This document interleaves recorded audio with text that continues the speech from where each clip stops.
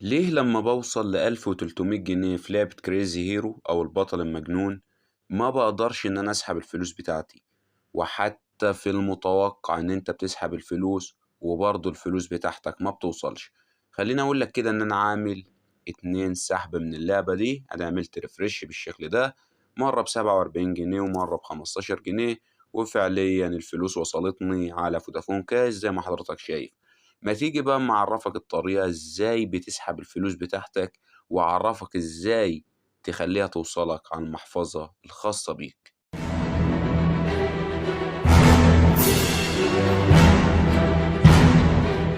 أهلًا بيك عزيزي الشبح في الجزء العملي. مبدئيًا يا شباب قدّامنا دلوقتي لعبة Crazy Hero، طبعًا كنا شرحناها في الفيديو اللي فات واللي هتلاقيه موجود في حرف الI اللي فوق، وموجود برضه في وصف الفيديو. فأنت لو حضرتك ما سمعتش الفيديو اللي فات، فدي طريقة عشان تكسب منها فلوس على فودافون كاش من خلال لعبة، وإحنا شارحين كل حاجة تخص اللعبة دي في الشرح اللي فات، فابتدي ارجع له. حاليًا بقى لو أنت مسجل والدنيا تمام معاك، فكل مشكلتك إن أنت أمّا بتيجي هنا على الفلوس الخاصة بيك في المكان ده، بيقول لك لازم تجمّع 1300 جنيه عشان تقدر إن أنت تسحبهم. طيب أنا معايا دلوقتي 1500 جنيه، فإحنا هنسحب مع بعض دلوقتي، بالأكيد يعني إن الفلوس دي مش هتوصلنا. ليه؟ هاعرّفك دلوقتي. طبعًا إحنا بنعمل الفيديو ده أيًا يكن مين صاحب اللعبة، إحنا بنقول اللي لينا واللي علينا في خلال إيه، في خلال الشروحات بتاعتنا. جميل جدًا. فإحنا المصداقية عندنا أهم حاجة، سواء اللعبة بقى بتدفع ما بتدفعش، لازم أعمل لك فيديو بيوضح الكلام ده. ناس كتيرة جدًا قالت لي: يا محمد إحنا وصلنا لحد السحب هنا اللي هو 1300 جنيه، وبنيجي نسحب الفلوس بتاعتنا الفلوس ما بتوصلش. طيب تعال نجرب مع بعض دلوقتي وأعرفك إزاي بتسحب الفلوس الخاصة بيك. فركز معايا يا عزيزي، لو أنت جديد معانا متنساش تعمل سبسكرايب في القناة عشان توصل بأحدث الفيديوهات اللي إحنا بننزلها، ولو أنت قديم معانا متنساش تحط اللايك بتاعك وتكتب لي تحت الفيديو ده الشبح في المدينة. هاختار واحد إن شاء الله من الكومنتس يكسب معايا $10. فركز معايا. مبدئيًا يا شباب المفروض حاليًا إن إحنا عندنا 3 أنواع للسحب، اللي هو هنا 325 جنيه أو 650 جنيه أو 1300 جنيه. جميل جدًا. مكتوب حاجة تحتها اسمها طريقة السحب. طريقة السحب دي لو تبتدي تدوس عليها بالشكل ده، هتلاقي عندك فودافون واتصالات وأورنج والبيبال. جميل جدًا. إحنا هنخليها على فودافون عادي اللي هو خط فودافون بتاعنا ونقول له يتأكد. فكل عليها دلوقتي هنا نقرا قواعد السحب كويس. بيقول لك يتم إجراء عملية سحب واحدة كحد أقصى يوميًا. يعني أنت دلوقتي لو عملت سحب من هنا مثلًا على ال1300 جنيه، مش هينفع إن أنت تعمل عملية سحب غير بعد مرور 24 ساعة. بيقول لك سيتم إضافتها إلى الرصيد خلال من يوم ل3 أيام شغل.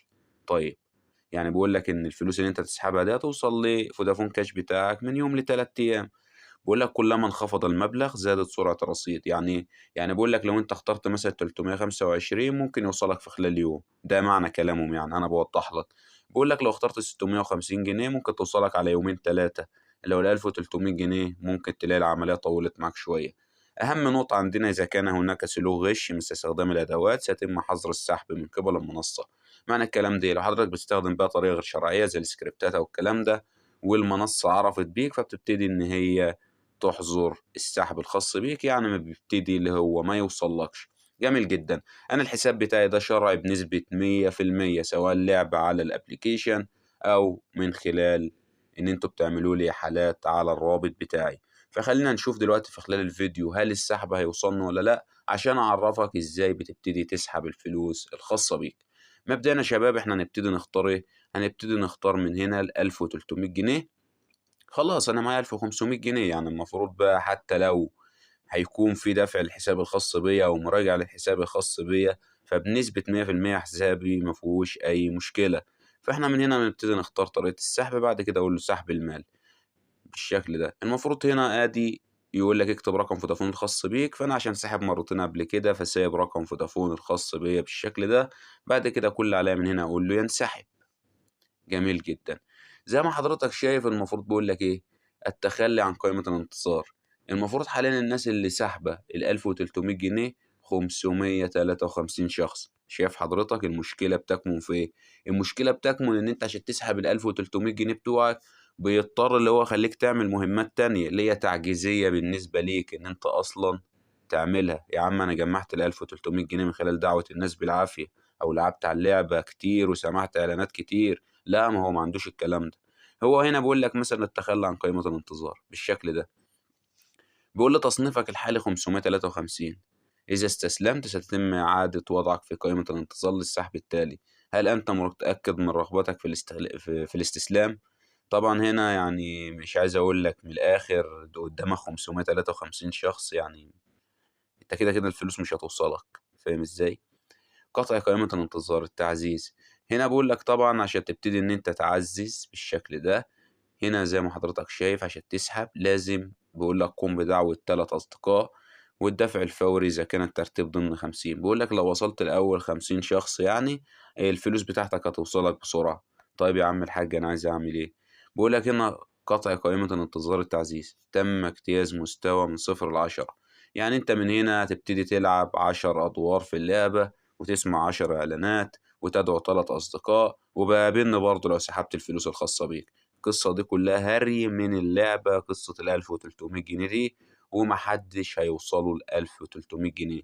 طيب يا عم محمد أنت قُلت لنا هنسحب، فين السحب؟ بُص يا عزيزي اللعبة دي ما بتدفعش غير من خلال حاجة واحدة، ركّز معايا، أنا باقول لك الكلام ده بناءً على تجربتي الشخصية في خلال اللعبة دي. اللعبة دي ما بتدفعلكش فلوس غير في حالة واحدة بس. شايف حضرتك الcoins دي اللي هي العملات الذهبية دي؟ شايفها. دي الحاجة الوحيدة اللي ممكن تخلّي اللعبة تدفع لك فلوس. الكلام ده بيتم إزاي؟ من خلال دعوة الأصدقاء وإن أنت بتعدّي ليفيلات وبتبتدي تزيد عملات رقمية قليلة جدًا. كل مثلًا level بتعدّيه في اللعبة ممكن تاخد عليه 4 coin، أنت متخيّل؟ بس من خلال دعوة الأصدقاء بتقدر إن أنت تجمّع مبلغ. فكل اللي عليك من المكان ده لو رُحنا هنا على سجل السحب زي ما حضرتك شايف، ما فيش أي سجل للسحب. ليه؟ لإن ال1300 جنيه دي خدعة من اللعبة هم عاملينها. بس اللي بتسحبه عمومًا بيكون منين؟ بيكون من العملات المعدنية ودي اللي بتوصلك فعليًا. فأنا هنا أقول له سحب كل شيء، معايا 100 جنيه وهابتدي أقول له ينسحب.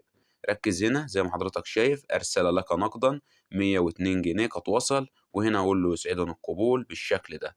ركّز معايا هنا باقول لك مثلًا تهانينا على السحب اسمع إعلان، فلازم أنت تدوس على إيه، اسمع إعلان. هم مش هيضيفوا لك ال16 جنيه اللي هم واعدينك بيهم إن أنت قبل ما تسمع الفيديو، هو مش هيعمل معاك الكلام ده نهائي.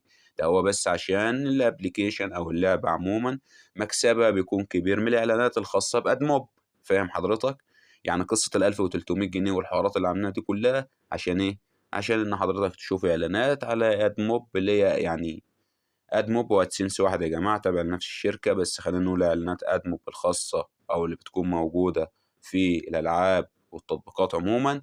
فخلينا نقول إن الإعلانات دي بتكسبهم كتير من خلال نقرات وإن أنت بتشاهد إعلانات والقصة دي. فخلينا كده نخرج من اللعبة بالشكل ده وندخل عليها من تاني عشان مش راضي يتحمل معانا الإعلان بتاعنا. فمباشرةً كده دخلنا على اللعبة. هنبتدي نروح فين بعد كده؟ هنبتدي نروح على العملات الرقمية بتاعتنا فاضل معايا 3 جنيه. هنا لو رُحنا على السجل بتاع السحب بتاعنا مكتوب إيه؟ مكتوب الانسحاب. مكتوب إيه؟ الانسحاب. المفروض حاليًا إن السحوبات الأولانية كان 15 جنيه وبعد كده 47 جنيه وآخر سحب عندنا 102 جنيه. أول ما سحب ال102 جنيه ده يبتدي يوصلني على خط فودافون أو رقم الكاش بتاعي، هابتدي إن أنا أرجع لك. ولو ما وصلش برضه كتب لي هنا سحب فاشل أو قال لي إن هو وصل وهو ما وصلش، برضه إحنا بنقول الكلام ده في خلال الفيديو، عشان الناس تكون عارفة برضه هي راسها من رجليها. يعني إحنا بنعمل الفيديو لأي حاجة عمومًا خاصة بربح من الإنترنت، وبنقول الحاجة دي صادقة أو نصابة، بمنتهى العلن كده. إحنا مش بنخاف من حد، والأهم عندنا المصداقية في أي حاجة بنشرحها. خليني أرجع لك أما نشوف السحب هيوصل والّا مش هيوصل.